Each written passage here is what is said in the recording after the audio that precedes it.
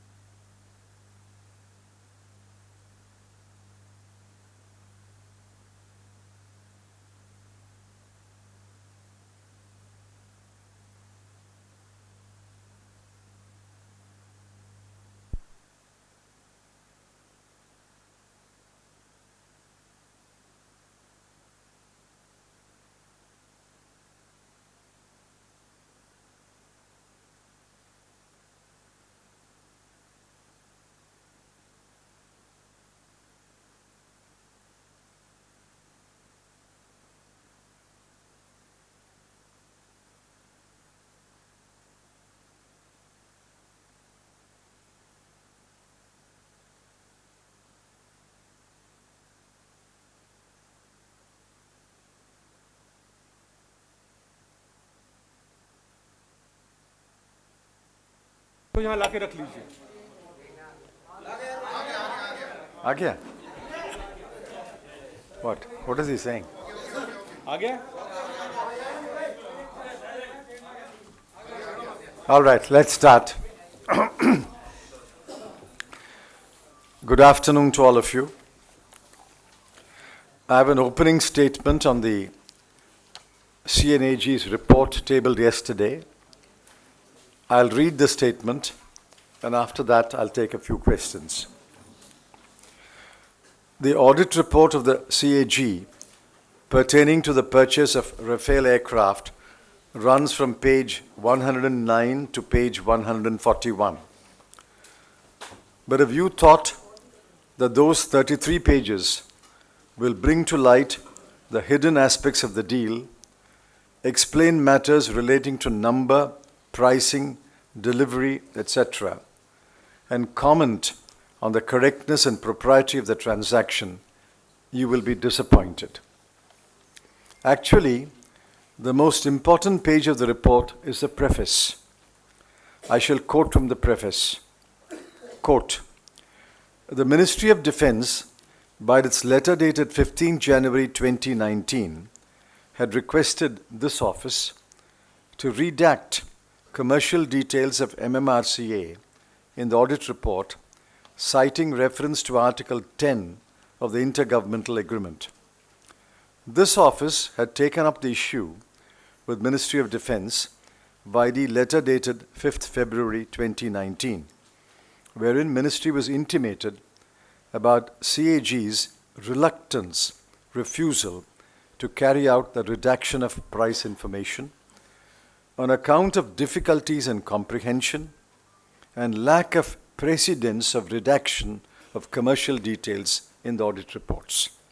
However, Ministry has strongly reiterated their stand for redaction of commercial details in MMRCA case on the grounds of security concerns, and the said agreement by their letter dated 6 February 2019.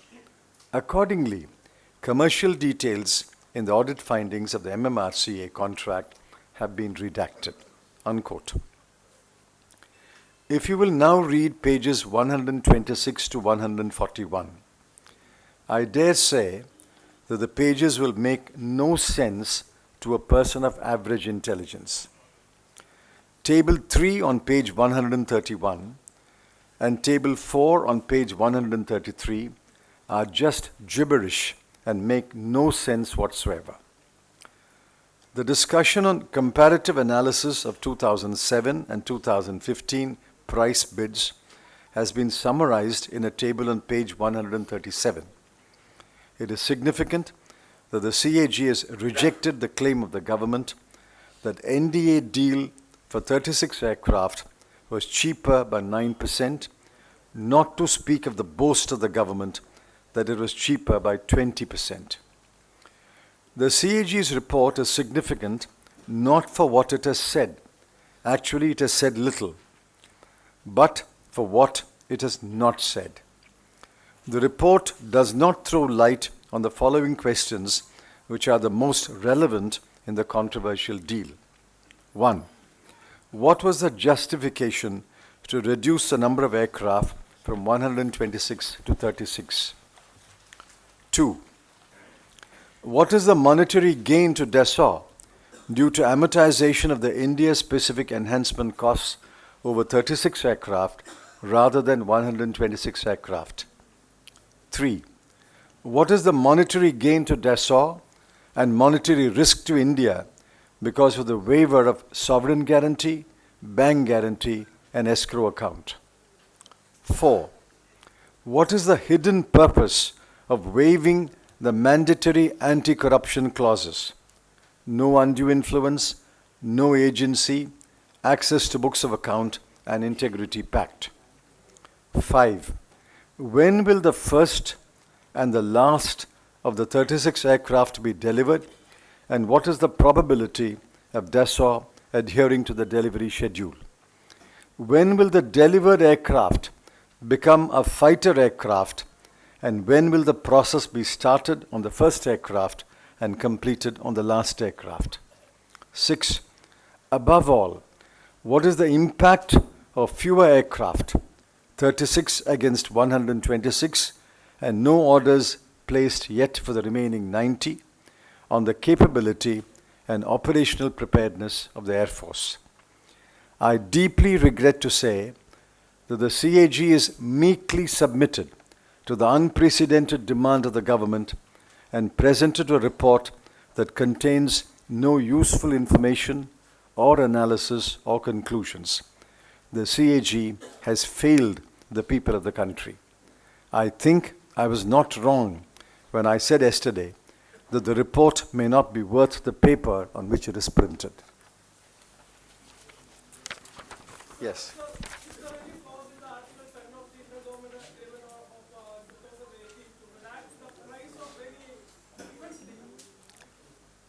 See, Article 10, even if you stretch it to its outer limit, can only refer to the military or armament capabilities of the aircraft.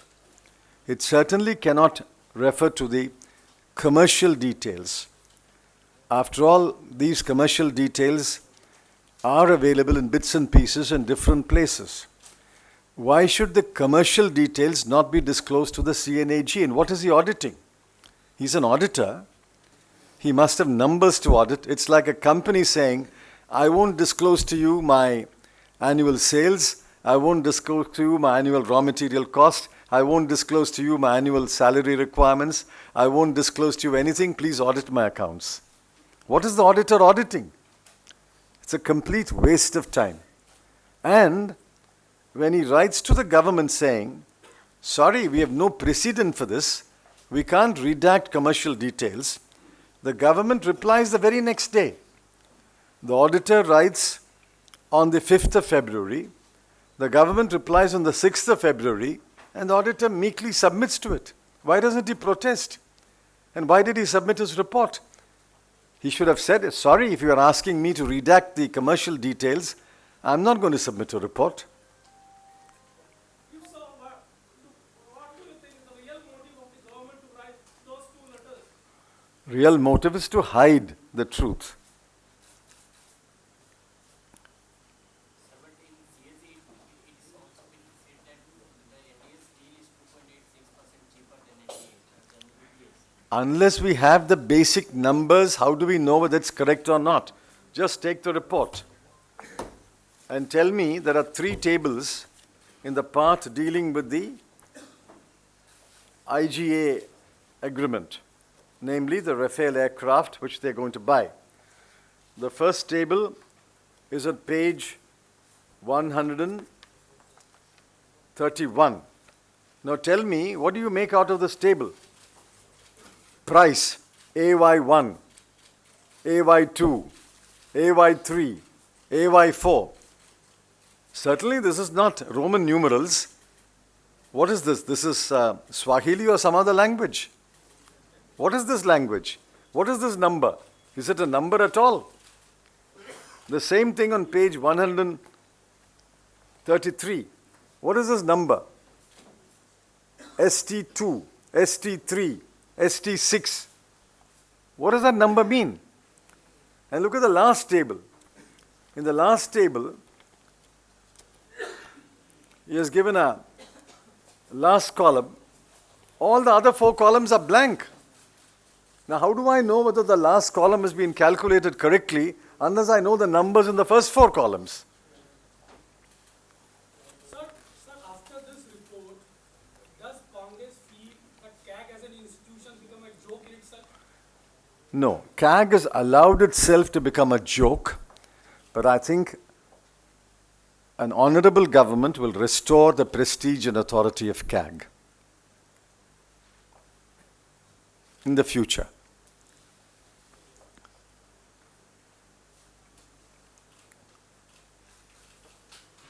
So what can be the next step of the protest?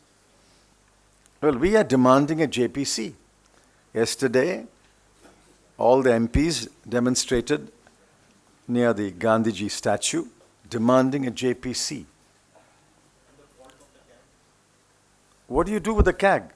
He has given a useless report, and I have analyzed it for you. You can make your own analysis. Only a JPC, a parliamentary committee, can call for all the records and look into it. But is there any permission to go against CAG? CAG is not God. CAG is not GOD. CAG has given a report. Parliament is supreme. Parliament can certainly look into the records and come to its own conclusion. Even so, a CAG report will have to go to the PAC. We'll have to go to the PAC. But there's Lok Sabha has been adjourned sine die, so it won't happen before the election, which is why it was placed on the last day. No, first finish this. Could you please explain the effect of this, or the implication of this amortization? Well, I've explained it before. See, if development costs are, say, 100 crore, I'm using smaller numbers so that it's understandable to everybody. If development costs are, say, 100 crore, and if after spending on research and development, I produce 10 aircraft, I will amortize this 100 crore on 10 aircraft, which means the price of each aircraft will go up by 10 crore. But if I produce only 5 aircraft, the 100 crore will have to be amortized on 5 aircraft. The price of each aircraft will go up by 20 crore. So the India-specific enhancement costs, instead of being amortized over 126 aircraft, is now being amortized over 36 aircraft. So the price of each aircraft goes up.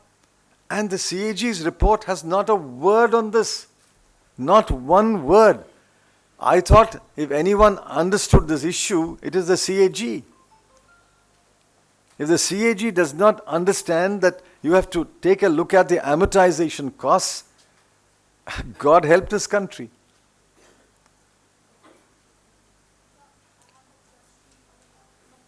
Let us finish this. Any more questions? Sir, Yes.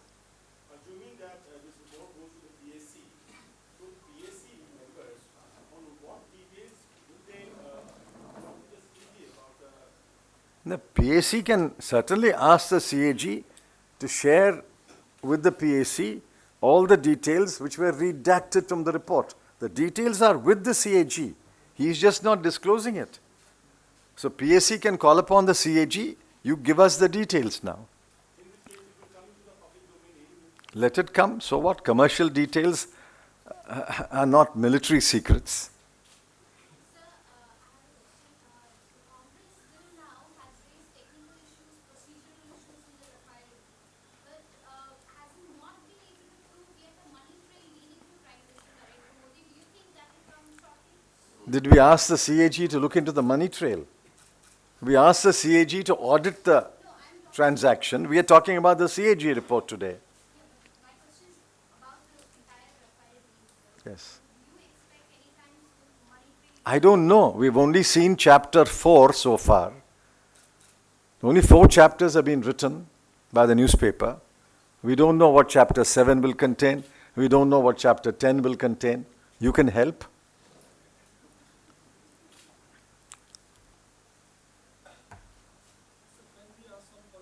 Let us see. I may not have an answer. How do you answer the allegations of the ruling party that this is basically a corporate warfare playing out? What is the corporate warfare?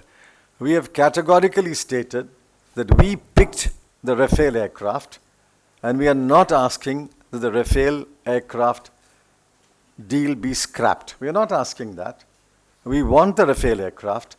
Actually, we are asking we should get 126 Rafale aircraft. So where is the corporate warfare? It is Rafale versus Rafale. 36 Rafale versus 126 Rafale. Where is the corporate warfare here?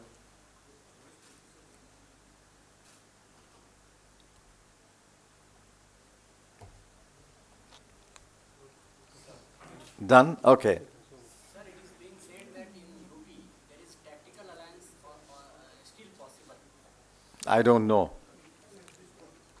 I don't know. So how are you looking into the Puducherry issue? The CM is on the road, sitting Dharna in front of the Raj Nivas in Puducherry. And how are you looking into that issue?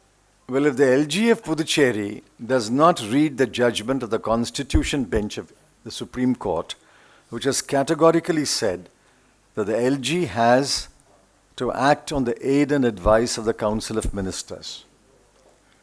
It's only in subjects reserved for the LG can act on his or her own discretion. But the LG of Puducherry does not wish to read the judgment of the Constitution bench. So now a separate issue on how the government has tried to, over the period of time, use its policies to undermine the growth of giants like Facebook and now WhatsApp as well. Do you think WhatsApp will pose any threat to national security? Because WhatsApp operators are definitely saying that they cannot give access to the government as far as encrypted messages are concerned as what they're demanding. So I don't know enough about the subject, but I can give you a modest personal view. I think private communications must remain private. There has to be a way in which A can talk to B privately. A can write to B privately. But if the government is going to make everything not private, or the government is going to demand that everything must be available to the government, I think that is a blow against a free society.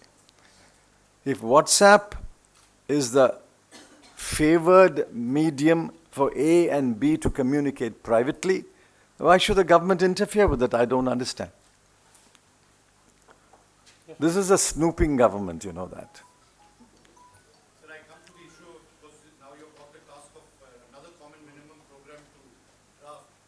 What exactly are we looking at in terms of jobs, agriculture? I was not present at the meeting yesterday, so I don't know. Okay, and the other issue is about the Aam Aadmi Party and the Congress. Mr. Arvind Kejriwal says there's no chance. Congress has said no to an alliance. In the larger perspective, to take on, as Mr. Pawar said, just a one-on-one contest with the BJP. Do you see in states like Delhi or Haryana or Punjab any kind of possibility? I was not present at the meeting yesterday, so I don't know what transpired, except the photo that was published in the newspapers today. Sir, so far as the policy level concerned of the alliance, you have spoken quite earlier on that issue. The question is that in a given situation, do you feel that the approach of the Congress in a given situation is not so pragmatic? I don't agree. You asked, do I agree? I said, I don't agree. Do you like that minimum basic income thing to be in the common minimum program? I don't know. It will be in the Congress Party's manifesto. I'm only tasked with preparing the Congress Party's manifesto. what part of the Congress Party's manifesto will find a place in the common minimum program that you referred to is for the top leaders to decide. But would you be happy as, the chairman of the drafting committee to see a common denominator of what is basically what you all have been talking for the last 5 years, be it jobs, Obviously, each party would like its manifesto to have the broadest acceptance. So if the Congress Party's manifesto or many, many ideas of the manifesto find broader acceptance, we will be happy. Sir, but will you agree at this point, the party required a more flexibility on alliance issues? I think you should start a party and show us how to be more flexible. Yeah. In West Bengal, the Congress did support Trinamool Congress, Mamata Banerjee, but seen many times, several times, the government of Congress sharing state with Mamata Banerjee. But See, it's ultimately what the Congress president says which is final. Individuals may express their opinion here and there. I also sometimes express an opinion. But what the Congress president says on behalf of the Congress party is final. sir, one more question. In Chawla Chief Fund scam, Congress MLA Abdul Mannan opposed the Trinamool Congress and went to Supreme Court for CBI judgment. But in spite of that, CBI also support Abdul Mannan. I don't know all those details. Yes, that's it? Okay. Thank you very much. Who's Abdul Mannan? Who's Abdul Mannan?